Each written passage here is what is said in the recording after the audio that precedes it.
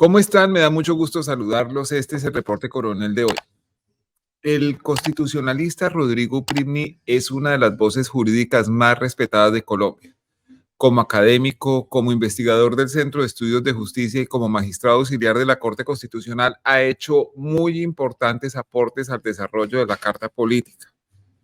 La más reciente columna del profesor Uprimni en El Espectador se titula Los falsos positivos, la JEP y Uribe.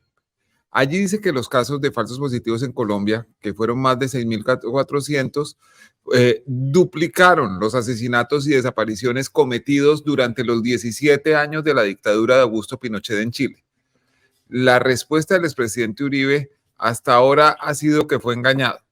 Frente a esto, la columna del doctor Uprimni plantea la posible responsabilidad de mando del señor expresidente Uribe porque cumple con los 3 requisitos para que así sea declarado por el derecho internacional. Primero, que Álvaro Uribe tenía mando efectivo sobre la fuerza pública. Segundo, que tenía información disponible sobre la ocurrencia de estos crímenes. Y sobre esto existen constancias acerca de los reportes de la Alta Comisionada de Naciones Unidas para los Derechos Humanos, que desde el 2004 había hablado de ejecuciones extrajudiciales por parte de militares durante el gobierno Uribe. Y tercero, por no tomar medidas para evitar esos crímenes. Las primeras decisiones del entonces presidente de la República fueron tomadas en 2008, cuando llamó a calificar servicios a 11 generales y 3 coroneles. El profesor Rodrigo Prime dijo en su columna que aunque se concluyera que no existe responsabilidad penal del entonces mandatario, es evidente su responsabilidad moral y política. La respuesta del expresidente llegó de diversas maneras. Una fue un trino en donde acusa al doctor Uprimni de ser abogado de Juan Manuel Santos, el expresidente, abogado de las FARC y abogado y además contratista de la Comisión de la Verdad. El abogado del doctor Uribe, el doctor Jaime Granados, le escribió un comunicado respondiendo el planteamiento de Uprimni, no propiamente en lo que él decía, sino descalificándolo, llamándolo columnista contratista. Por eso, a esta hora le decimos buenas noches al doctor Rodrigo Uprimni y quiero empezar por preguntarle, ¿quién y cómo debe establecer si existe una responsabilidad penal real del expresidente Álvaro Uribe en los falsos positivos, doctor Uprimni? Está cerrado el micrófono, señor. Ya estamos oyendo. Sí, señor. Buenas noches. Gracias por la invitación. A nivel interno, la responsabilidad penal eventual del expresidente Uribe por los falsos positivos requiere que haya primero lo que se llama un antejuicio en el Congreso, porque él tiene fuero. Y ese fuero implica que primero el Congreso autorice su investigación judicial penal por estos crímenes y en ese caso el expediente pasaría a la Corte Suprema de Justicia. La JEP no tiene competencia para investigar al expresidente Uribe porque en el acuerdo de paz se estableció que se iban a respetar los fueros presidenciales. Y a nivel internacional podría eventualmente la Corte Penal Internacional, si concluye que hay evidencia de que el expresidente Uribe está involucrado en crímenes competencia de esa corte, como serían los falsos positivos, que son ejecuciones extrajudiciales, y si considera que tiene responsabilidad y que no ha sido investigado a nivel interno, ya sea porque no hay voluntad de investigarlo o por cualquier obstáculo para su investigación, eventualmente la Corte Penal podría investigarlo. Yo creo que ambas hipótesis a nivel práctico no son probables. Pero eso no excluye que haya una discusión sobre la responsabilidad jurídica eventual del expresidente Uribe por los falsos positivos. Sí, señor, pues digamos, en Colombia estamos acostumbrados a que la posibilidad de que haya un antejuicio exitoso en el Congreso es mínima. Tal vez en los tiempos recientes lo único que se recuerda es lo del exmagistrado de la Corte Constitucional, Jorge Pretel, De resto es casi nula la actuación porque un gran escollo al comienzo, que es la Comisión de Investigación y Acusación, que tapa todo, en donde rara vez progresa algún proceso.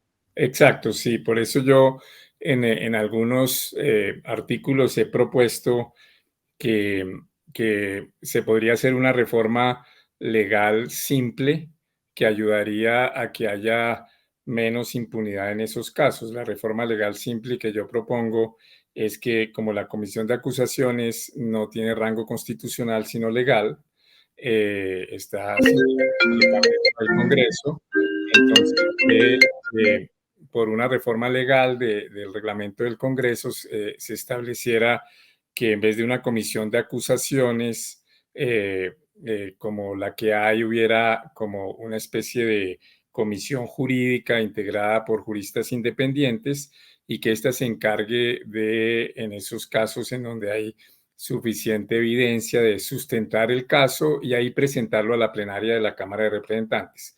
Eso permitiría un poco, yo creo, avanzar para que esos casos no queden en la impunidad.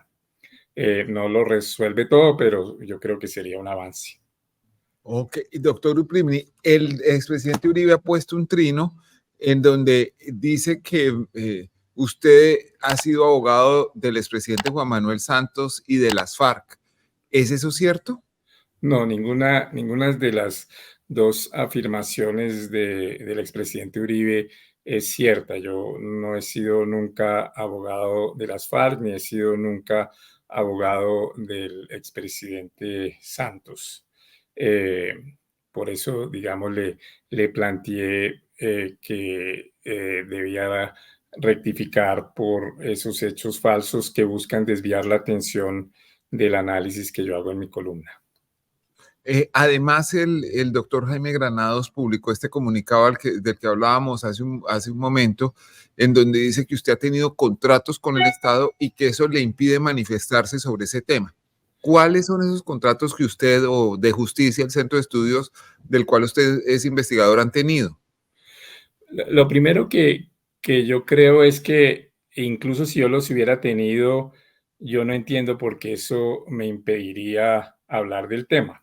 Es decir, me Ujú. suena que eso es como, supongamos que yo tuve un contrato con la Comisión de la Verdad, que es lo que él sugiere en su comunicado. ¿Por qué eso me impediría a mí hablar de la posible responsabilidad penal o de la responsabilidad moral y política del expresidente Uribe en los falsos positivos? Yo no entiendo cuál es la relación, no entiendo ahí cuál es el conflicto de interés. Pero segundo, en realidad yo no he tenido ningún contrato con la Comisión de la Verdad ni he tenido contratos con gobiernos. De justicia sí ha tenido, no, tampoco ha tenido contratos ni con la JEP, ni con gobiernos, ni colombianos, ni con la Comisión de la Verdad. De justicia sí ha recibido, como muchas otras organizaciones de la sociedad civil, financiación de entidades internacionales como Porticus para apoyar la labor de la Comisión de la Verdad y participó en algunas labores de apoyo de la Comisión de la Verdad. Yo por mi parte hice parte del Consejo Asesor de la Comisión de la Verdad, que estaba integrado era muy plural y estaba integrado por 11, 12 personas, de las cuales dos exministras de Álvaro Uribe, el exministro Ocampo también estaba, etcétera, el profesor John Paul Lederach. Soy muy orgulloso de haber hecho parte de ese consejo asesor, pero eso era una labor ad honorem.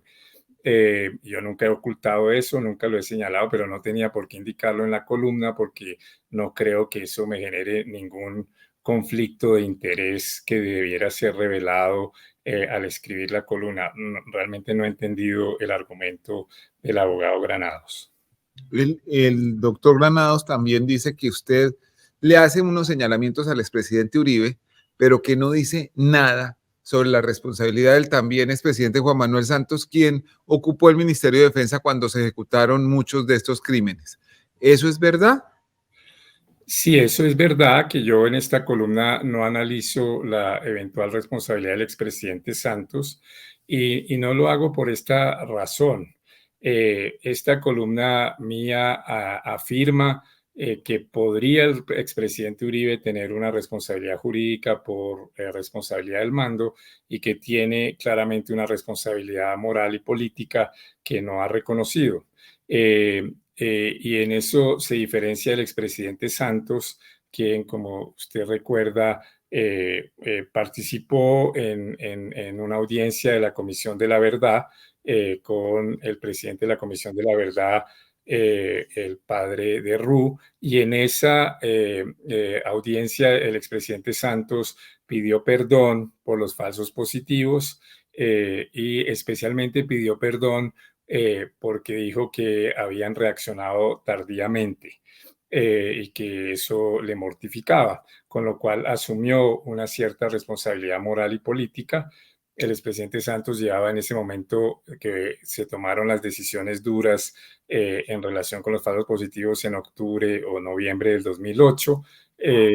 Llevaba 2 años como ministro de Defensa, un poco menos, mientras que el expresidente Uribe llevaba 6 años en el gobierno y sin embargo se ha negado a asumir cualquier responsabilidad, siquiera moral o política, por los falsos positivos y se ha dedicado a cuestionar a la JEP, a cuestionar a los militares que han decidido aportar a la verdad de estos atroces hechos y estigmatizar nuevamente a las víctimas.